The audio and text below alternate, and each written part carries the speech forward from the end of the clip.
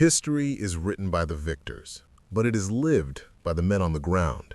It is a story not of grand strategies and sweeping arrows on a map, but of singular moments, of impossible choices made in the heart of chaos. This is the story of one such choice, a choice made by a man who was never meant to be a soldier, who saw the world not in terms of friend or foe, but in currents of air and the subtle language of the clouds. It is the story of an unsung genius whose unorthodox solution saved hundreds of lives, baffled an elite SS Panzer Division, and was so audacious, so contrary to doctrine, that it was almost erased from the history books. And it is a story that begins, as so many do, in the terrifying stillness just before the dawn. August 7th, 1944, 5:12 in the morning. The sun had not yet risen over the hills of Mortain in northern France. The landscape was cloaked in a thick, wet mist, a shroud that muffled sound and chilled the bone. For the men of the American 30th Infantry Division, this fog was not a comfort, it was a cage. In the pre-dawn gloom, the low hum of dread was the only constant, a palpable vibration that seemed to emanate from the very soil. It was the sound of engines, the sound of heavy German armor massing in the darkness. In the valley and on the slopes of a critically important piece of high ground known as Hell 314, 3 American units, elements of the 120th Infantry Regiment, were caught like fish in a net. They had fallen back into what they thought was a defensible pocket during the initial onslaught of the German counteroffensive. Instead, it became a death trap. They were encircled, outnumbered, and staring down the barrels of one of the most feared fighting forces in the entire German war machine, the 2nd SS Panzer Division, Das Reich. For the Americans, the situation was not just dire, it was hopeless. Ammunition was low, medical supplies were nearly exhausted, and every shadow in the mist held the promise of death. The radio, inside the cramped steel confines of an M4 Sherman tank, crackled with the clipped, desperate voice of command. The order from headquarters was unequivocal, a lifeline of protocol in a sea of chaos. Hold your position. Hold Hill 314 at all cost. Do not engage unless engaged. Do not withdraw. Air support is en route. I repeat, air support is en route. It was a textbook order for a textbook situation, but this was not a textbook situation. The fog that blinded the Americans also blinded the sky. There would be no air support. The order to hold position was in reality an order to die in place. Inside that M4 Sherman tank, call sign Peggy Sue III, First Lieutenant Carl Hartman listened to the order, his jaw tight. He was a quiet man, an observer by nature, and what he observed filled him with a cold certainty. The official plan had already failed. In his hand, he cradled a single round of ammunition. It was not the high explosive shell meant for enemy armor, nor the machine gun round meant for infantry. It was an M64 white phosphorus shell, a smoke round. Its official purpose was to create temporary screens for maneuvering or to signal aircraft. Command had been explicit in its directives about its use. Under no circumstances were specialized munitions to be expended without a direct fire order from battalion command. Firing it now would be wasteful, pointless, and a flagrant violation of a direct order. It was, according to protocol, a forbidden tool for this moment. But Hartman saw something no one else did. He saw the fog not as a cage, but as an opportunity. He saw the subtle drift of the mist, the almost imperceptible current of air flowing down the western slope of the hill. He held in his mind a dangerous, impossible idea, an idea born not of military doctrine, but of a different science altogether. He looked at the faces of his crew, young men who were minutes away from annihilation, and then back at the useless, unauthorized smoke round. The radio crackled again, a plea for help from a forward position being overrun. The time for protocol was over. With a quiet resolve that felt more like a prayer than a command, Carl Hartman turned to his gunner. "Miller," he said, his voice barely a whisper, "load Willie Pete." He was about to pull the trigger on a gamble so profound that it would either end his career in a court-martial or save over 200 lives. To understand the decision Carl Hartman made in that moment, you must first understand the man himself. He was not a born warrior. There was no long line of military tradition in his family, no youthful fascination with tactics or glory. Before the war, before the uniform and the lieutenant's bar were thrust upon him, Carl Hartman was a meteorologist for the United States National Weather Service, stationed in Omaha, Nebraska.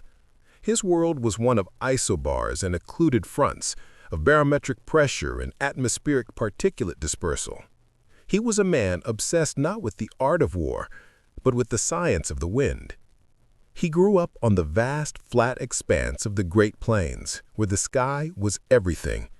He learned to read the clouds, to feel the shift in humidity on his skin, to know with an almost primal instinct when a storm was brewing on the horizon. While other boys were learning to hunt or fix engines, Carl was charting wind currents and building his own anemometers. To his colleagues at the Weather Service, he was known for his almost uncanny ability to predict the path and intensity of the violent thunderstorms that swept across the American Midwest. He didn't just see the weather, he understood it as a dynamic, interconnected system. He saw the battlefield of Mortain not just as a piece of terrain to be conquered, but as a complex weather system. And the fog, to him, was not an obstacle, but a key variable in a life-or-death equation. This unique perspective, honed over years of patient observation, was the secret weapon he now possessed. The strategic context of his personal battle was monumental. The action at Mortain was the linchpin of Operation Luttich, Hitler's last desperate gamble in France. It was a massive, armored counterattack designed to sever the logistical neck of General George S. Patton's charging Third Army, to drive a wedge to the sea at Avranches and trap the Allied forces that had so recently broken out of the Normandy hedgerows. It was an all-or-nothing offensive, and leading the charge were the most elite and fanatical units Hitler had left. The 2nd SS Panzer Division Das Reich was not just a military unit, it was a political and ideological weapon. Its men were notoriously brutal, hardened by years of fighting on the Eastern Front, and they now threw their full weight against the thinly stretched American lines around Mortain. The men of the 30th Infantry Division were not just holding a hill, they were holding the flank of the entire Allied advance in Western Europe. If they broke, the consequences would be catastrophic. Inside the steel hull of Peggy Sue 3, the weight of this strategic reality was felt by every man. Lieutenant Hartman was the mind, but his crew was the muscle and the heart. His gunner, Frank Miller, was a quiet, stoic man from the coal country of Pennsylvania. He spoke little, but his hands on the turret controls were as steady as the mountains he grew up in. The driver, Corporal Suds O'Malley from South Boston, was Miller's opposite, a boisterous, quack-racking Irishman who drove his Sherman with a reckless abandon that terrified his superiors and inspired the infantry who followed him. And then there was the loader, Private First Class Timmy Collins, a boy of 18 from a small farm in Ohio. The crew called him Reader because he was never without a worn paperback book, a quiet escape from the noise and the fear. These men, the meteorologist, the coal miner, the daredevil, and the farm boy, were the small family entrusted with a single tank, a single desperate hope. That hope was rapidly fading. The situation was deteriorating by the minute. The disciplined radio chatter of the early morning had devolved into a cacophony of panicked calls. "We're taking fire from the west. They're flanking us. Charlie Company is overrun. I repeat, Charlie Company is gone. We need artillery on these coordinates now, now." From the command net, the replies were chillingly calm, but utterly unhelpful. "Hold your position. Await air support." The fog was the enemy's greatest ally. It grounded the P-47 Thunderbolts that were supposed to be their salvation. It allowed the German panzers to creep forward, their hulking silhouettes appearing and disappearing in the mist like predatory beasts. The trap was closing, the circle of steel tightening. And as Carl Hartman listened to the dying pleas on the radio, he looked out of his periscope at the thick gray air. The official plan was dead. Time had run out. And the meteorologist from Omaha knew that the only thing that could save them now was the wind. In moments of extreme pressure, the human mind tends to narrow its focus, to concentrate only on the most immediate and obvious threat. The infantrymen on Hill 314 were watching the terrifying shapes of Panzer IVs and Panthers emerging from the fog. The commanders in the rear were staring at maps, at the symbols of units being systematically erased. But Lieutenant Carl Hartman was watching something else entirely. Through his periscope, his eyes were fixed on the black plume of smoke rising from a burning M5 Stuart light tank, a casualty of the battle's opening moments. Everyone else saw a symbol of defeat. Hartman saw data. He watched the smoke. It wasn't rising straight up. It wasn't dissipating randomly. It was drifting, slowly and steadily, on a consistent, almost invisible current of air. A katabatic wind, flowing down the cool, western-facing slope of the hill. It was a minor atmospheric phenomenon, something a soldier would never notice, but something a meteorologist would instantly recognize. The Germans were advancing from the east and south, the most logical avenues of approach. Their commanders, their entire battle plan was focused forward. But the wind was blowing west, toward the German rear. And in that simple observation, the spark of an idea ignited in Hartman's mind. It was a plan of such audacious deception it bordered on madness. He wasn't going to fire at the panzers. He was going to use the wind to lay a perfect, impenetrable wall of smoke behind them, cutting them off from their own lines and creating the terrifying illusion that they had walked into a massive, perfectly executed ambush from the rear. "Miller," Hartman's voice was calm, the voice of a scientist beginning an experiment. "Fire mission. Traverse left. Grid 249er. 1 round white phosphorus. On my mark." Sergeant Miller, trusting his lieutenant implicitly, swung the long barrel of the 75mm cannon. The first shell launched with a dull, unimpressive thump, a sound completely alien to the crack of high explosives. It landed with a soft pop, and a brilliant white cloud began to billow and expand. But Hartman wasn't finished. "Suds, move us 20 yards north. Steady now." As the Sherman lurched forward, Hartman gave the next fire order. "Grid 251, 1 round WP." Another thump. Another cloud of smoke erupted, 100 yards from the first. He was painting, using the shells as his pigment, the wind as his brush, and the battlefield as his canvas. He wasn't building a simple wall of smoke. He was laying a complex, layered screen, calculating dispersal rates and wind speed in his head, just as he had calculated the paths of storms back in Omaha. For 10 agonizing minutes, the crew of Peggy Sue III worked in a feverish, disciplined rhythm. Fire, move, fire again. A single tank creating the illusion of a full battalion of artillery. From the perspective of the German panzer commanders, the effect was instantaneous and utterly terrifying. They were advancing, confident in their superiority, when suddenly a dense, acrid wall of white smoke erupted behind their lead elements. It was a textbook American tactic, the kind they had been briefed on countless times. This is what the Americans did just before a colossal artillery barrage. Smoke first, to blind and disorient, then a rain of high explosive shells that would tear their armor and their bodies apart. The German advance shuddered to a halt. Panzer commanders, peering through their vision slits, screamed into their radios for intelligence. Had they walked into a trap? Was Patton's armor on their flank? Had a new division materialized out of the fog? The smoke was thick, impenetrable.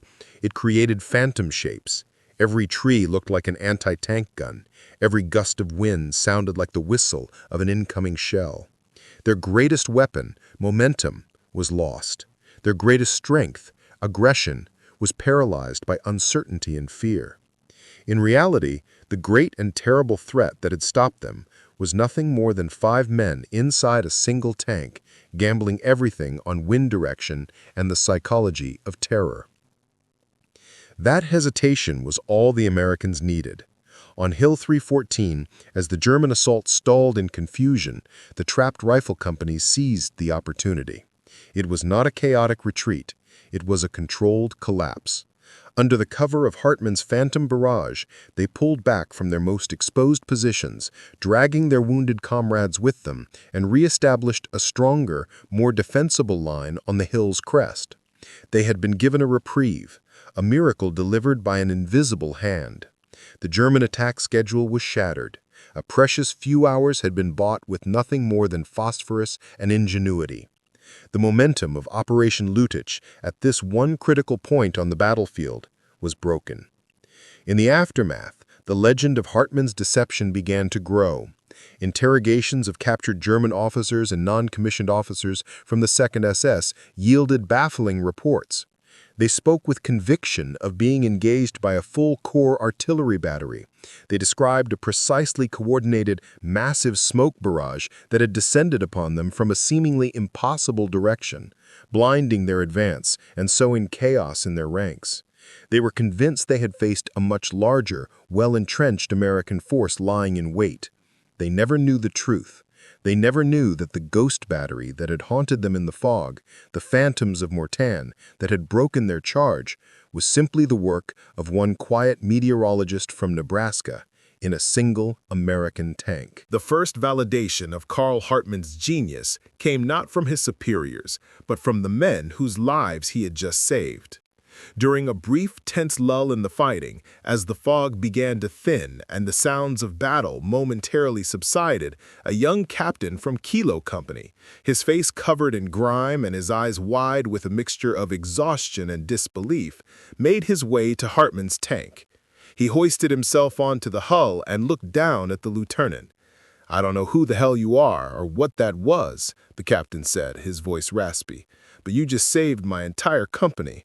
That smoke, they thought God himself was throwing a blanket over them. They hesitated for just a moment, and that was all we needed. Whatever you did, thank you." It was the highest honor a soldier could receive, the gratitude of a brother in arms. The official recognition, however, would be far more complicated. 2 days later, with the German offensive at Mortain decisively broken, thanks in no small part to the stand of the 30th Division, Hartman was summoned to the battalion's command post. There he was met by Major Abernathy, a spit-and-polish officer from headquarters, a man who lived and died by the book. In Abernathy's hand was an after-action report. The tension in the tent was thick enough to cut with a knife. "Lieutenant Hartman," the major began, his voice cold and clipped, "this report shows you expended 12 rounds of M64 white phosphorus without a direct fire order and without being in direct contact with an enemy armor threat. That is a flagrant misuse of specialized munitions.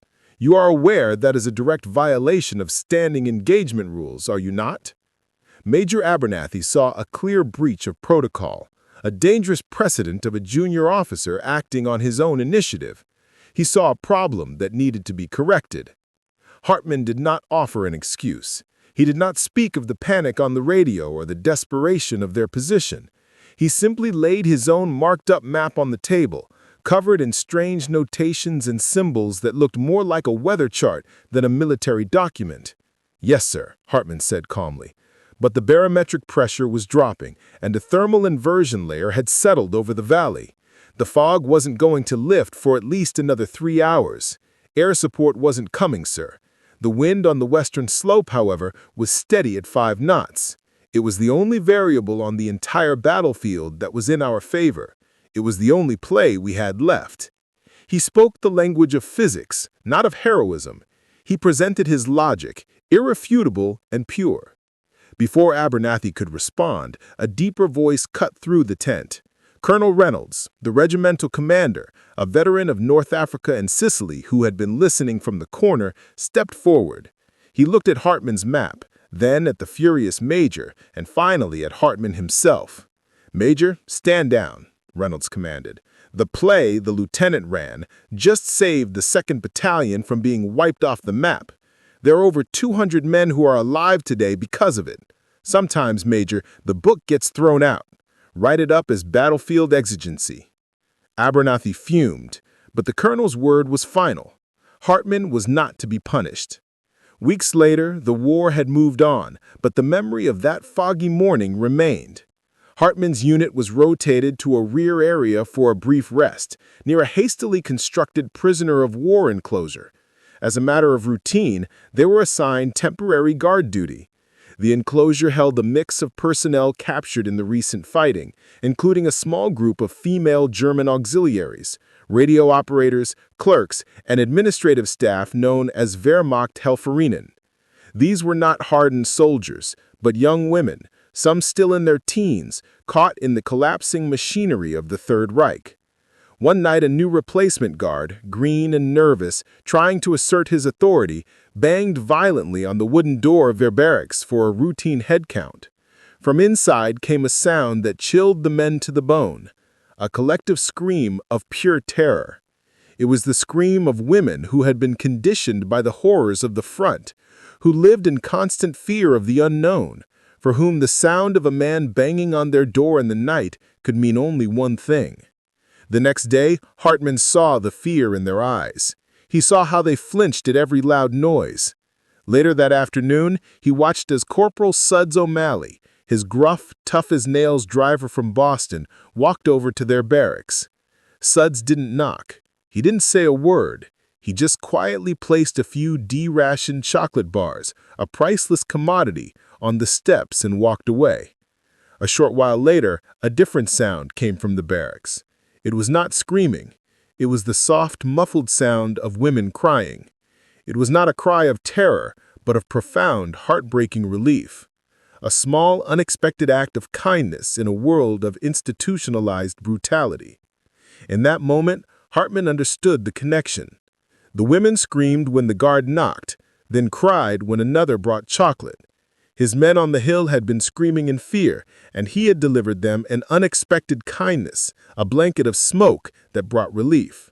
It was the same principle, understanding fear and choosing an unorthodox way to counter it. Shortly after, Colonel Reynolds found Hartman cleaning the barrel of his tank's main gun.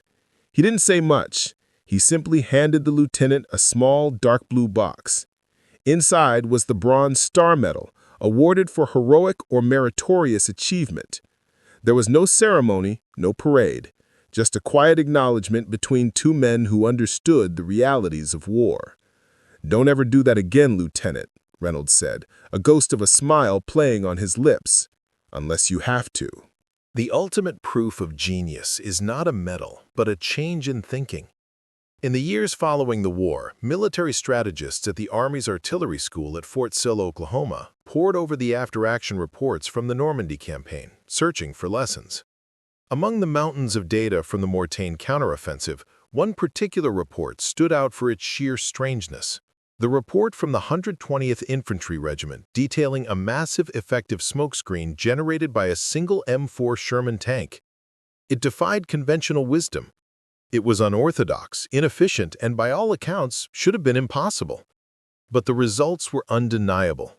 Hartman's audacious use of white phosphorus became a quiet case study among forward-thinking tacticians. It helped plant the seed for a new doctrine, an idea that smoke could be more than just a tool for concealment. It could be a weapon of psychology, a method for manipulating and deceiving an enemy force. This thinking would eventually evolve and be given a technical name: dynamic obfuscation and deception.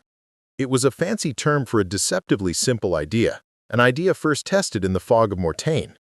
Don't just hide from your enemy. Use the battlefield itself to make him hide from you.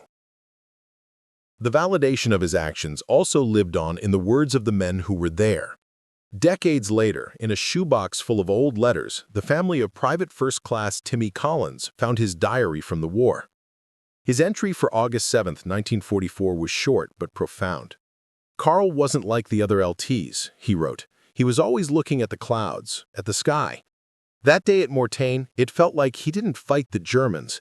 He fought the battlefield itself. He fought the fog and the wind." And he won. An even more powerful testimony came from the other side.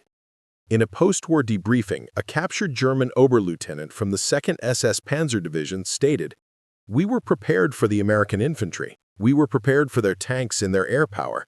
We were not prepared for an enemy who could command the fog." After being honorably discharged in late 1945, Carl Hartman took the train back home. There were no parades for him. He did not seek out veterans organizations or talk about his experiences.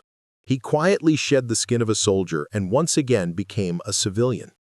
He returned to his job at the National Weather Service in Omaha, married his sweetheart Eleanor, raised 2 children, and spent the next 40 years of his life predicting thunderstorms and winter blizzards for the people of the Great Plains. It was a quiet, humble life, a world away from the thunder of German panzers and the acrid smell of white phosphorus. His neighbors knew him as the kind, quiet man who was always right about when to expect rain. They never knew he had once commanded a ghost army in the mists of France. For years, he never spoke of his decision. It remained a quiet, personal memory. But in a letter written to his son in 1982, found only after his death, Carl Hartman finally explained the choice he made that day. They teach you in the Army to read a map, to read a compass, to calculate range and trajectory. But the most important thing on that battlefield wasn't on any map. It was the wind. The Germans were looking at their maps, following their orders from Berlin. I was just looking at which way the smoke from that burning tank was blowing. They thought they were fighting an army, son, but all they were really fighting was a weather forecast. And in the end, that is the mark of a true genius. The ability to see the invisible forces that shape our world, whether it's the wind on a battlefield or the fear in a human heart, and to use that understanding not to destroy, but to save.